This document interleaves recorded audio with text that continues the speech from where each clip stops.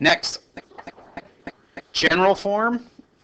General form was to multiply it out, and once you multiplied out the x minus 3 and the x minus 3, you would then put the minus 1 with it.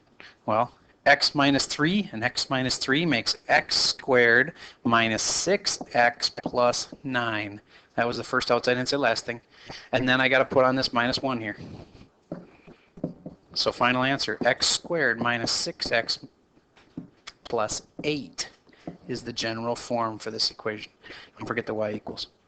Raise your hand if you had that one right. Almost everybody. Okay. Then factored form. I know I haven't taught it to you yet, but factored form, I'm going to recommend that somebody in here can figure out what factored form is and will be able to tell me the answer. Okay. 2 people think they already have it. So take a second, everybody, and try to figure out if this was vertex form here and this one was general form here, factored form. You all could get this. I locked you in a room and said you couldn't eat your turkey dinner until you figured it out. I'll pause for a second while everybody has a chance to think. So I had a student take a guess at it, guessed it right, and I'm now saying to the class, how could you get, if you know that's the right answer for factored form, where could you have gotten it from? Nick? So since it's inside the parentheses, it's zeros. Yes, these are zeros. And where did you get the zeros from, or where did he get the zeros from? The graph. There they are, 2 and 4. 2 and 4 are the answers to this. Like, what would make this crash and make that equal to 0? X equals 2, or x equals 4 would make this part crash. So you just can look at your 2 spots on the graph right here, and you know what these 2 are. That's all there is to it. Now there is another way. Yes, Patrick. Okay.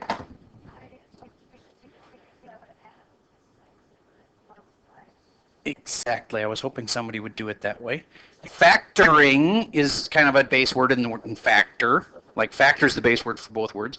And factoring is where you take this and factor it out into 2 parts. You remember doing factoring in algebra? So that's where you take this number, and they have to multiply to 8 and add to -6. That's a great way of doing it. Okay. Now, in this one, I've given you the factored form. You should be able to make the graph for it and tell me what general form and vertex form are. So, the factored form right here, I'll stretch it out, make it a little bit bigger. Factored form tells me the roots. Right away, I should know the roots. What are the roots? -3 and 3. So what are they on the graph? They're the x whats? They're the x-intercepts. Okay, so I'm going to put the x-intercepts over here at 3, and that's for this one, because the answer would be 3 is what would make it a 0, right? And -3, which goes over there. Okay, so I got 3 and I got -3. There. So now those are the 2 places it crosses, and I know it's a U shape, or is it a mountain shape? Which one is it? It's a U shape because there's no negative out front here. So if there had been a negative there, then it would have flipped the whole thing upside down and be like a mountain. But instead, it's a U shape. So that means somewhere for the vertex, the vertex has got to be around in here somewhere. Now, here's where you learn a couple new things. One is that the vertex has to be right exactly between these 2 points. What's exactly between 3 and -3? 0. Now, that's not going to always happen. The vertex is sometimes, like let's say I have this and this are my 2 roots, then the vertex has got to be right down here. So it's not always on the y-axis. But this line is called the axis of symmetry. And who can tell me the equation for that blue dotted line? Better get rid of this one now. What was the equation for the blue dotted line? Yes, Wheezy. Nope. It's x equals something, though. It's x equals 0. Because, wouldn't you agree at this spot? Oh, you were doing this one. I got you. This is the one. This was just a for example quick. Back to this one. Then you were doing it right. See how it's x equals 0? Okay. All right, good. So there's my axis of symmetry. You're going to have to answer that on all the problems today. And all it is find the line that runs right between the two roots. Exactly between them. Then I know my vertex has got to be somewhere on that line. See what I'm saying? Now you can guess and check this one because you know parabolas are supposed to start at the vertex and then go over one and up one. And can you see how that couldn't possibly work for this parabola?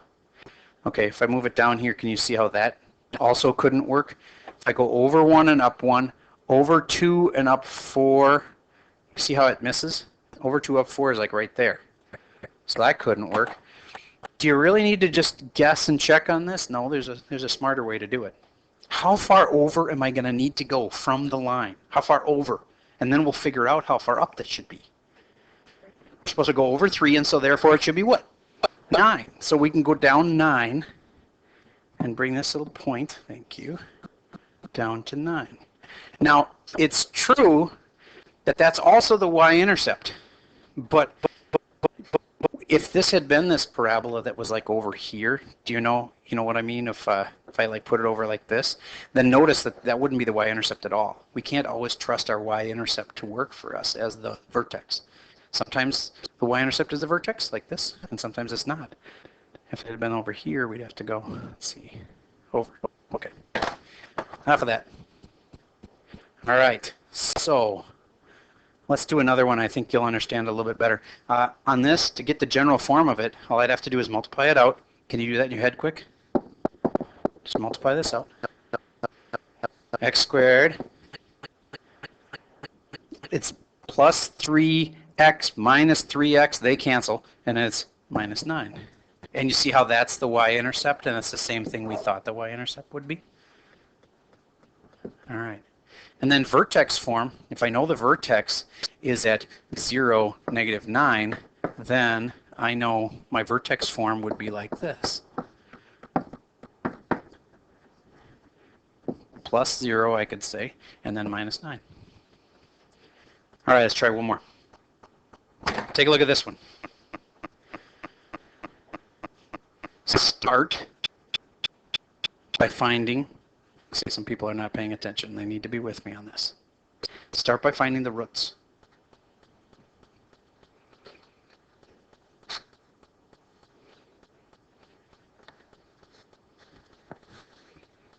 Okay, so what are the roots? Kate, what are the roots? 2 and 4. So I just have to graph my 2 and 4. So I go, there's 2, and there's 4. Okay, good. Now, go ahead and multiply it out, and we'll get general form. On your scratch paper, multiply it out. You'll need a pencil for that. I don't want you to just do it in your head. Write it down on the paper. Everybody. I wasn't looking at you. I'm trying to avoid the person so that I don't bring public shame upon their head. All right. So, this one, y equals, or you could say f of x, equals x squared, and then the outside, negative 4, inside negative 2 makes negative 6x, and then the lasts are negative 2 times negative 4 makes positive 8, right? What did that just tell me? It told me something important. The y-intercept, and the y-intercept was 8, so I can go put my y-intercept on here now. See how that could be plausible, that the y-intercept would be right there? All right, and then the last thing we've got to do is figure out where that vertex has got to go. My first thought is grab this blue line that's hidden in here and put it right there. That's called the axis of symmetry, and it's x equals 3. And now we just got to find where that vertex is. Well, I know it's got to be somewhere on that line. I can just say, all right, if I put it there, would that work? Yeah, it would, because over 1 up 1. Or I could say the distance between the line and the edge is 1, and I square that. 1 squared is 1. That tells me what the vertex should be. All right, that's the end of that.